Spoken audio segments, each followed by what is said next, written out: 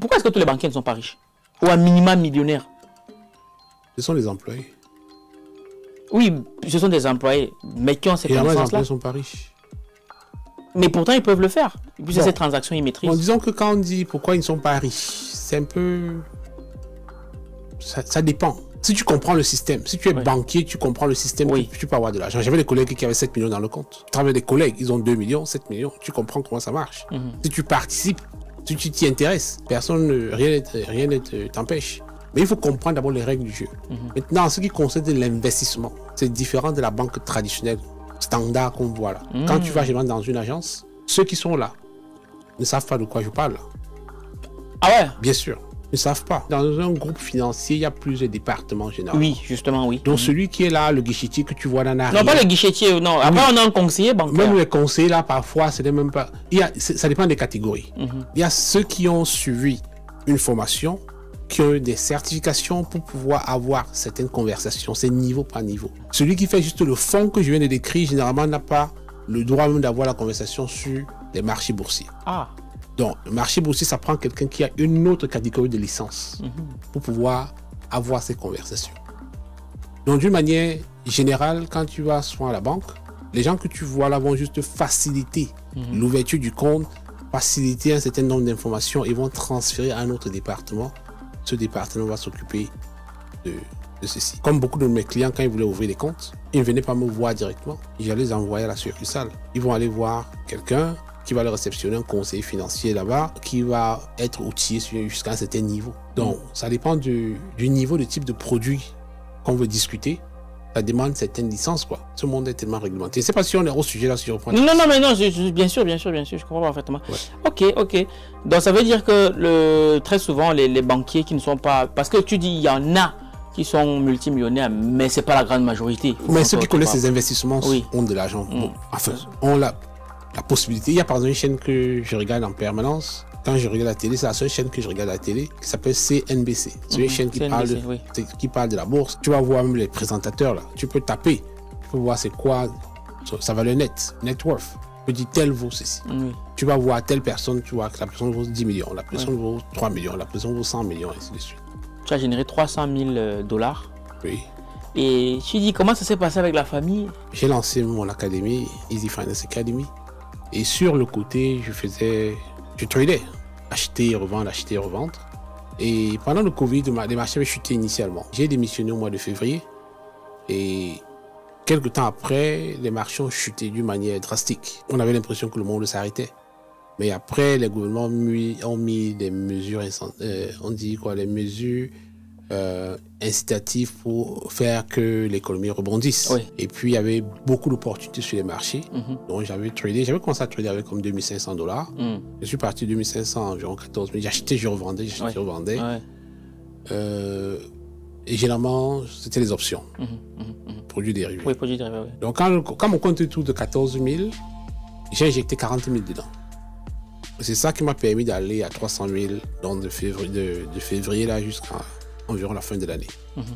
Et quand j'avais fait ceci, j'ai une chaîne YouTube, j'aime bien partager des informations et je pense que j'étais passé sur Investir au pays. Je me rappelle, c'est là que j'ai parlé de ça la première fois. Donc quand j'ai parlé de ceci, les gens ont suivi sur mon dos Vision, que Happy a fait 300 000. J'ai reçu tellement de demandes de... Mon cher ami, s'il te plaît, depuis que tu es en Europe, là, tu n'as jamais rien fait pour moi. Pardon, j'ai un problème, mon enfant est malade. Ceci. Pardon, voir le Western Union. Je ne me rappelle plus combien de chiffres, MoneyGram. Les gens appellent, c'est plutôt. Moi, c'est 7 chiffres. J'ai dit, mais c'est quoi 7 chiffres? Ah oui, le numéro de la transaction. Oui.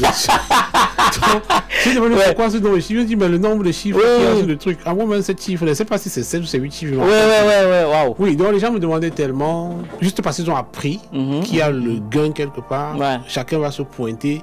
Même celui qui ne m'avait pas contacté depuis des années que j'étais parti essaye de m'avoir pour me poser son problème. Mais ce qu'ils ne savaient pas, c'est que pendant que je faisais ces gains-là, j'avais commencé aussi des travaux. J'ai fait aussi des Airbnb. Donc j'ai utilisé ces fonds-là pour réinvestir dans l'immobilier. Juste un petit détour comme ça. L'immobilier là, c'est où? C'est en Afrique ou c'est Non, au Canada. Au Canada. Ok. Juste une parenthèse, on va revenir dessus sur un prochain épisode. L'argent n'était plus là. Je prenais l'argent. J'ai dit à mon gars, accélère les travaux là, s'il te plaît, parce que si tu perds le temps là même, le marché pas encore parti. Justement, j'ai pris ça pour...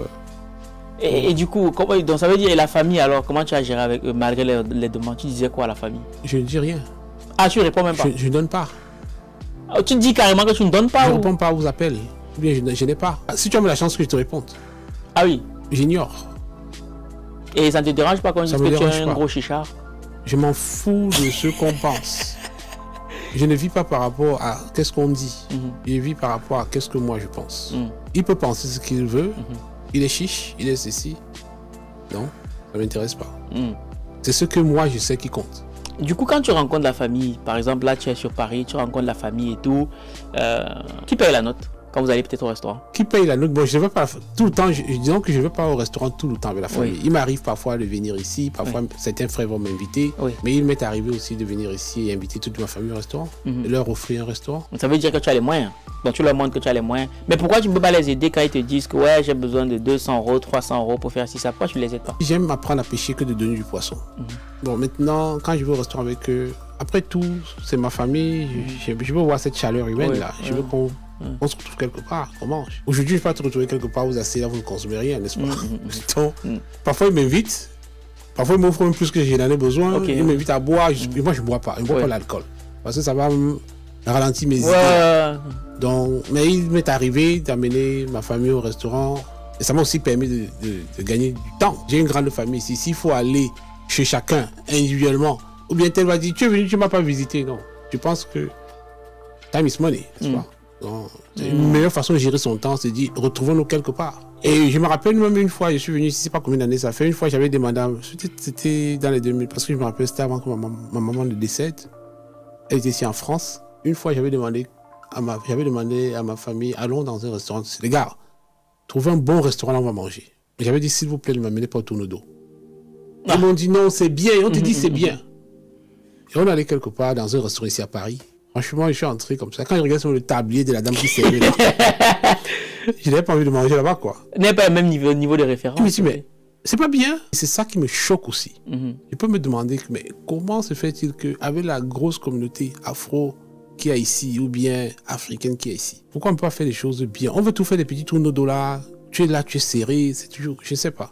Pourtant, je pense que dans la restauration, ce n'est pas un domaine dans lequel tu as besoin de savoir même bien cuisiner. Moi, je mange beaucoup dans un restaurant. Je pense que, je peux me tromper, mais je pense que dans le restaurant, l'un des éléments qui peut faire bien vendre, c'est d'abord le cadre. Et le cadre compte beaucoup. Les gens viennent pour vivre une expérience. Je veux m'asseoir quelque part, je suis confortable. Je suis à l'aise. C'est propre.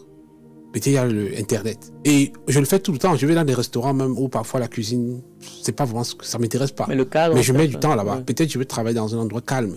Et finalement, je vois que je suis obligé de leur faire la recette. Donc je pense que ce n'est pas le goût qui attire généralement. C'est plutôt le cadre qu'on offre. Mais malheureusement, j'ai l'impression que beaucoup de nos, je sais pas, des nôtres n'ont pas peut-être pigé ça, quoi. Le plus grand défi de la bourse, c'est de trouver quelqu'un de sérieux, quelqu'un de crédible qui t'accompagne, qui est là pour répondre à tes questions. Oui. Et qui a de l'expérience, qui a des résultats. Ah oui, c'est vrai.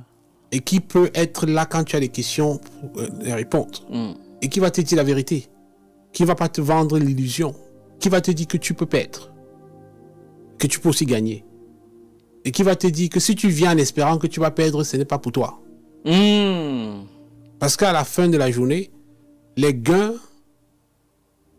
c'est une combinaison de pertes. Donc, il faut que mes gains dépassent mes pertes. Oui, forcément. On ne peut ne pas perdre. Mais tu as donc besoin de quelqu'un qui te dit la vérité. Quand je te dis, tu vas devenir millionnaire demain.